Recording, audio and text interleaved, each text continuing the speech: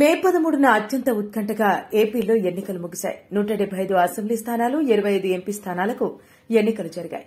2024లో ఏపీలో ఏర్పడబోయే ప్రభుత్వంపై ఉత్కంఠ నెలకొంది. వైసీపీ కూటమి, కాంగ్రెస్లలో ఎవరు విజయం సాధిస్తారనేది ఈవీఎంలలో నిక్షిప్తమైంది. ఏపీలో కొన్ని చెదురుమదురు ఘటనలు తప్ప పోలింగ్ ప్రశాంతంగా ముగిసిందని ఏపీ ప్రధాన ఎన్నికల అధికారి ఎంకే మీనా వెల్లడించారు. ఎక్కడా రీపోలింగ్ కు అవకాశమే లేదన్నారు. ఇప్పుడు ఎవరిని పలకరించినా ఏ పార్టీ గెలుస్తుందనే చర్చ జోరుగా నడుస్తోంది. కొన్ని చోట్ల మాత్రం బెట్టింగ్లు కూడా సాగుతున్నాయి. ఫలితాలకు మాత్రం జూన్ 4వ తేదీన వేచి చూడాల్సిన పరిస్థితే రాజకీయ పార్టీలకు గుబులు పుట్టిస్తోంది. ప్రజాస్వామ్య వ్యవస్థలో ఓటు వేయడం అనేది నిస్వార్థ కార్యం. పార్టీ అభ్యర్థి మంచితనం, ప్రజలకు చేసే మేలు, ఏ పార్టీ నుంచి పోటీ చేస్తున్నారు, పార్టీ మేనిఫెస్టో, వ్యక్తిగత అంశాలు, ఇలా చెప్పుకుంటూ పోతే చాలా ఈక్వేషన్లు ఓటు వేసేటప్పుడు ఓటరును ప్రభావితం చేస్తాయి. ఓటు వేయడం అంటే వ్యక్తిగత ప్రతిఫలాన్ని ఆశించకుండా అందరి మంచి కోసం చేసే మంచి పని.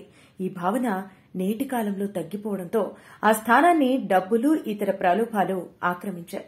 ఓటరు మాత్రం తెలివిగా అన్ని పార్టీలు ఇచ్చే డబ్బును తీసుకుంటున్నారనేది కాదనలేదని నిజం. అందుకే ఏ ఓటరు తన మనోగతాన్ని విప్పి చెప్పేందుకు ప్రస్తుత పరిస్థితుల్లో సాహసం చేయటం లేదు. ఓటర్ల మనోగతాన్ని తెలుసుకునేందుకు పలు సంస్థలు నిర్వహించే ఒపీనియన్ పోల్స్, పోలింగ్, తదనంతరం అభిప్రాయ సేకరణ వంటివి కూడా తలకిందులవుతున్నాయంటే దానికి కారణం ఓటర్లలో ఈ భావనే ఉండటం వల్లే ఇది జరుగుతోంది.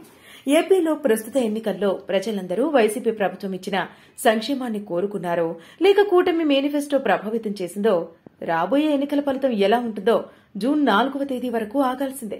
దేశంలో ఇప్పటి వరకు 4 విడతలుగా ఎన్నికలు జరిగాయి. మే 13న 40 నుండి 45 డిగ్రీల సెంటీగ్రేడ్ టెంపరేచర్లో ప్రజలు ఓటు వేశారన్నది పచ్చి నిజం. గత 2019 ఎన్నికల కంటే పోలింగ్ శాతం పెరిగిందని, దాదాపుగా 80% వరకు ఉండొచ్చని అంచనా. పెరిగిన ఓటింగ్ శాతం ప్రకారం ప్రజలు ప్రభుత్వానికి అనుకూలంగా వేశారని వైసీపీ నేతలు చెబుతుంటే, ప్రభుత్వ వ్యతిరేకత వల్లే పోలింగ్ పెరిగిందని కూటమి నేతలు చెబుతున్నారు. ఈ రెండు అంశాలు పక్కన పెడితే ఓటర్లు చాలా విజ్ఞులు. వారికి చాలా స్పష్టత ఉన్నట్టు అర్థమవుతోంది.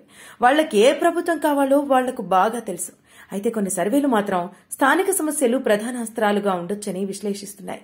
ఏపీలో ఎన్నికల ప్రచారానికి ప్రధాని మోదీ 3 సార్లు వచ్చినా, సీఎం జగన్ 70 రోజులు బస్సు యాత్రలతో తిరిగినా, కూటమి విస్తృతంగా ప్రజాకళం సభలు నిర్వహించినా ప్రజల నాడి చెప్పాలంటే, ఏకపక్షంగా చెప్పాలంటే కష్టమే.